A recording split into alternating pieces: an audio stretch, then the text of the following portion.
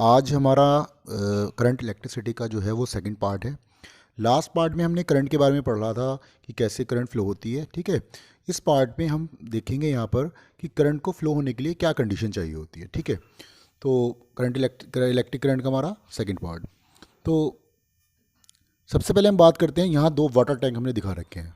देखिए water tank में क्या देखते हैं हम कि अगर वाटर टैंक का लेवल दोनों का इक्वल है तो पानी बराबर है, तो पानी एक टैंक से दूसरे टैंक में नहीं जाएगा। क्यों नहीं जाएगा? क्योंकि दोनों की हाइट जो है, दोनों की हाइट सेम है। इसी तरीके से अगर हम सेकंड केस में देखें तो सेकंड केस में आपको दिखाई देगा कि दोनों वाटर टैंक के हाइट में डिफरेंस है। एक में पानी ज़्यादा है और दूसरे में पानी कम है। तो यहाँ पर हाइट में डिफरेंस है, जिसकी वजह से पोटेंशियल एनर्जी में डिफरेंस है। पोटेंशियल एनर्जी में डिफरेंस होने की वजह से हम देखेंगे जो पानी ज़्यादा भरा हुआ है वो पानी जहाँ पर कम भरा हुआ है उधर की तरफ फ्लो होने लगेगा, जिसकी वजह से पानी एक जगह से दूसरी जगह जाना लगेगा, यानी पानी की करंट बन जाएगी। इसे कह सकते हैं हम वाटर करंट बन जाएगी। बिल्कुल इसी तरीके से चार्ज के अंदर होता है।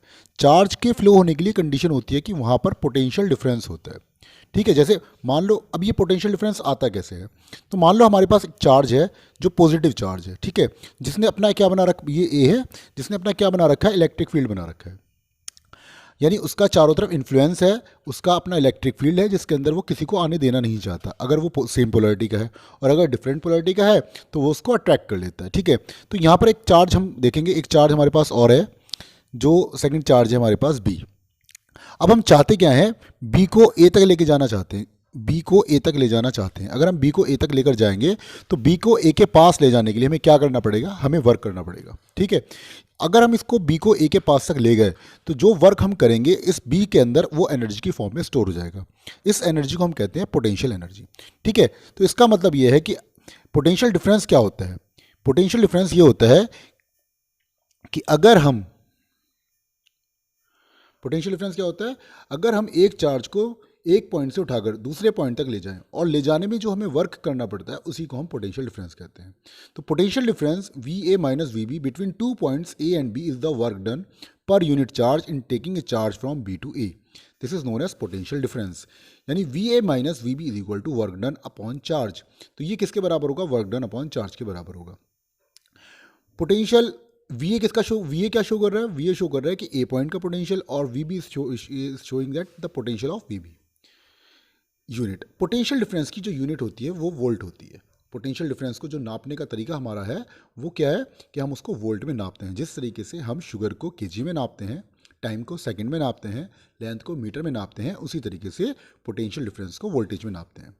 ये जो वोल्टेज यूनिट दी गई है, ये एक साइंटिस्ट थे जिनका नाम था अलेक्जेंड्रो वोल्टा। उनके नाम पर, उनके ऑनर पर इसको ये यूनिट दी गई है, ठीक है। ये आप यहाँ पर इनका फ़ोटो देख सकते हैं। इन्होंने काफ़ी ज़्यादा वर्क किया था वोल्टेज के ऊपर, तो इसीलिए उनको ना ऑनर पर ये चीज़ दी गई है। उसके बाद हम जो पढ़ते हैं वो है इलेक्ट्रिक पोटेंशियल। देखिए जिस तरीके से एक चार्ज को एक पॉइंट से दूसरे पॉइंट तक ले जाने में जो काम करना पड़ता है उसको पोटेंशियल डिफरेंस कहते हैं। इसी तरीके से अगर किसी चार्ज को इन्फिनिटी से किसी एक पॉइंट तक लाया जाए तो लाने में जो काम करना पड़ता है उसको हम कहते हैं इलेक्ट्रिक पोटेंशियल।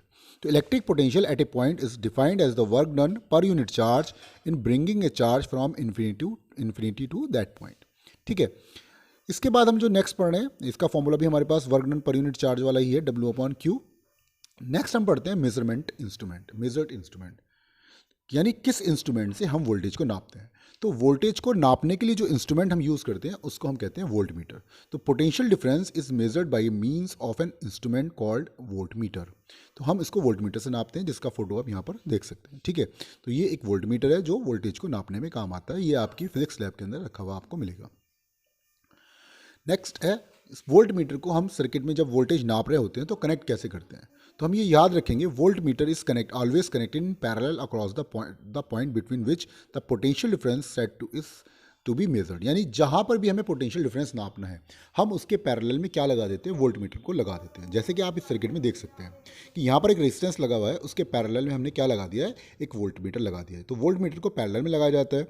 एक बात हम यहाँ पर यह भी ध्यान रखेंगे कि वोल्ट मीटर का जो रेजिस्टेंस होता है वो वेरी हाई होता है। वोल्ट मीटर का रेजिस्टेंस हाई होता है, ठीक है। इसको पैरेलल में लगाते हैं और इसका रेजिस्टेंस हाई होता है। उसके बाद हम पढ़ते हैं 1 volt. What is 1 volt.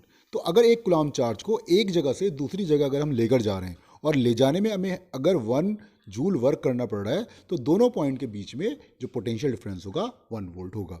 The potential difference between 2 points is said to be 1 volt if 1 joule of work is done in moving a 1 coulomb of electric charge from one point to the another.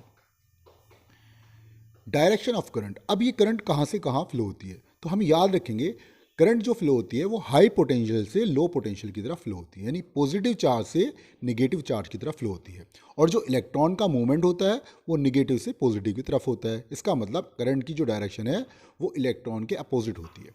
तो अगर हम यहाँ देखें, electron always flow from lower potential to higher potential. Electron जो move करते हैं वो lower से हायर की तरफ मूव करते हैं, और जो करंट मूव करती है वो हायर पोटेंशियल से लोअर पोटेंशियल की तरफ मूव करती है। तो इस तरीके से हमने इस पूरी वीडियो के अंदर पोटेंशियल के बारे में पढ़ा, पोटेंशियल को समझने की कोशिश करी। तो आप इस वीडियो को अच्छे से ध्यान रखें, और अगर कोई प्रॉब्लम आती है आपको तो आप मुझसे पूछ सकते हैं। ठीक है, थैंक यू।